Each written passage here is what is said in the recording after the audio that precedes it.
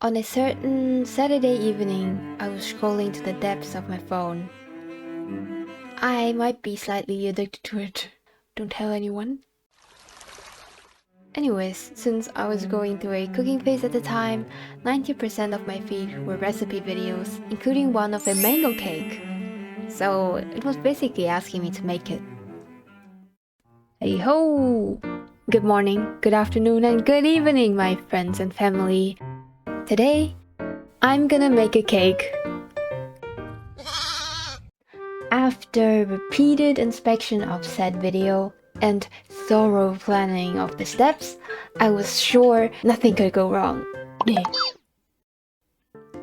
Basically, the cake is made of 3 major parts: the cake bottom, the mousse, and the gelatin top.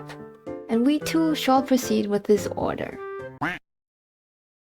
For a quick and dirty cake bottom, we use cookie crumbs.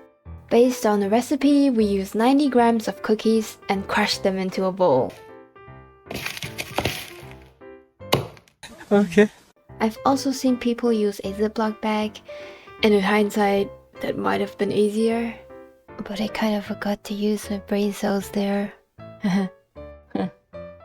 Now, I just need 40 grams of melted butter to make the perfect cake bottom. I even prepared the good kind of butter for a lush and rich fragrance. Pop this into the microwave, and after a few tens of seconds, we should have the perfect... It's fine. As long as it's melted, we can add it to the cookie crumbs and mix it up into a firm... It's kind of falling apart. Okay. What I'm getting from this is... maybe you should not use the microwave if you don't want your butter to explode out of the bowl. Now I don't have enough butter. After melting some more butter, we can finally finish up the cake bottom, which you will need a cake form for, preferably with a loose bottom.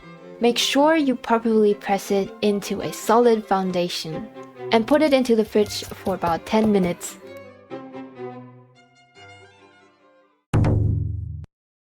So while the cake bottom is hardening up, it's time to prepare the mango mousse. I'm setting aside 20 grams of the pre-cut mangoes to use later for decorations or whatever. And I will blend the rest into a pulp.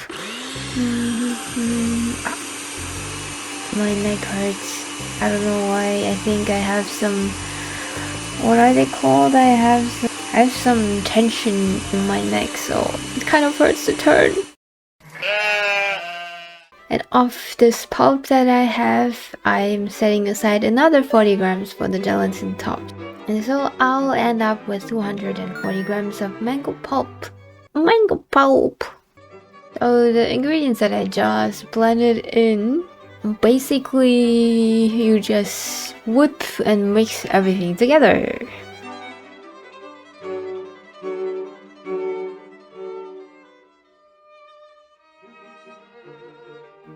Speaking of mangoes, everyone, it's actually not my favorite fruit. I don't like fruits in general that much, but the combination of mango with any dairy or milk product is just...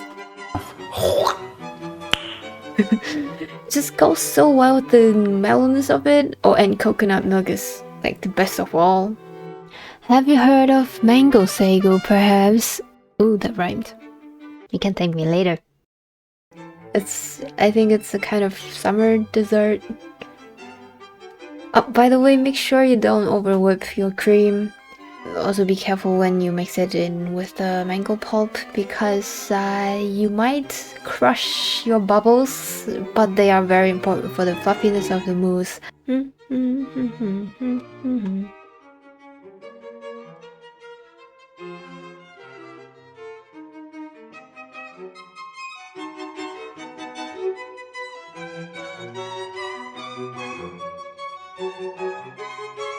Now it's basically free reign over the middle part of the cake. I did an easy cream mango milk cream variation, but the only limitation is your imagination. because this mousse has gelatin inside, it will also harden after 40 minutes in the fridge. Heh.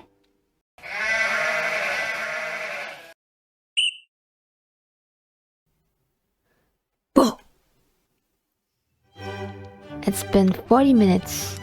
Finishing touches, what do you say? Nah. Nah. You know, the place where I'm from is usually pretty cold, so you don't have any tropical fruits growing here. That's why I needed to buy imported mangoes that I don't have the best selection of, however. I ended up buying frozen mangoes instead, which was not enough of what I need, but I found a mango can at home. Well, gotta work with what you have, right? But imagine making it with a real mango and a good one may or may not taste better. I'm not jealous, you're jealous.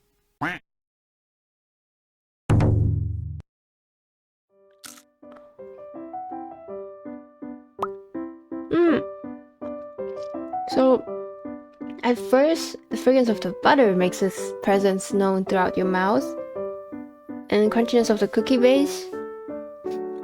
So that's the first thing that I could taste. It's pretty strong.